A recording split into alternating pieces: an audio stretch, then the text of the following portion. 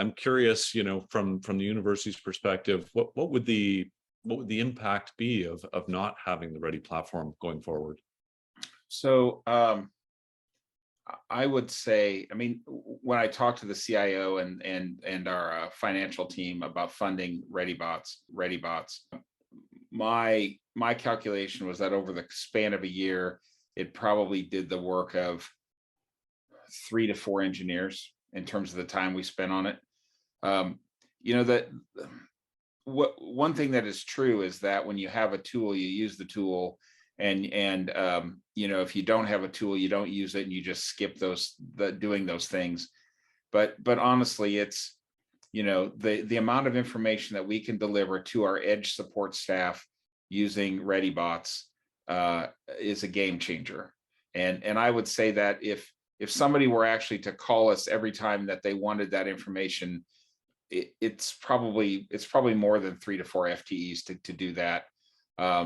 There's a list of things we just wouldn't be able to do without the platform. Pushing a lot of the functionality, when Andy showed the all users code, pushing a lot of that functionality to the edge is just not a possibility if we don't have ReadyBots. So it's a force multiplier, and it's a big game changer for us. I would say that getting rid of all the stuff we would just say we wouldn't do, it probably is still 2 to 2.5 FTEs of time that it takes. But as we use it, it's probably 4 or more FTEs worth of time that we take to do all that stuff. It's really been a game changer for us.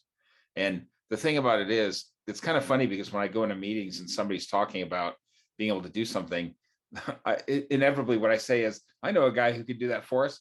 And then I call Andy and I say, hey bud, can you write this? And he'll tell me, yeah, give me a couple days to do that. And then a half an hour later, he's like, here it is, it's done. I'm testing it now. So it's great. I mean, it really is. Andy, I think the thing that I would say, and Andy said this, it's up to your imagination. What do you want to be able to do? And if it can be automated, you can do it. And we started really small. I mean, that all users code started with me just saying to Andy, hey, can you pull the users from this source and this source? Give me a comparison and something that I can regenerate. And it just kept growing and growing and growing. I would imagine that before the end of this month, they'll probably add new functionality to it, because somebody will say, hey, I'd like to be able to do this. And he'll just write the code, and then he'll bring it in as a right-click menu as an action to the user. So it's grown organically, and just as you come up with things that, hey, we do this a lot, let's turn this.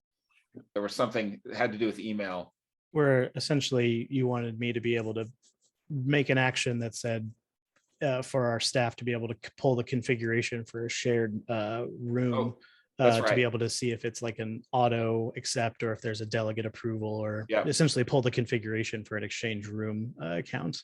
Yeah. Because right now that's you have to know half a dozen different PowerShell commands to be able to glean that information.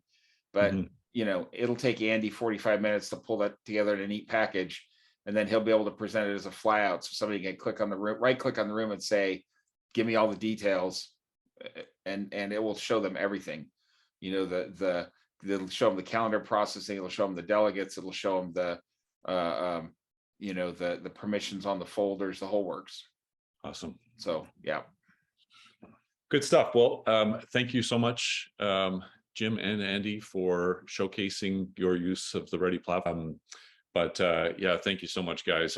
It's been awesome to work with you, and really appreciate you taking the time out of your day to share with others and give them some insight into the kinds of things that they could do as well.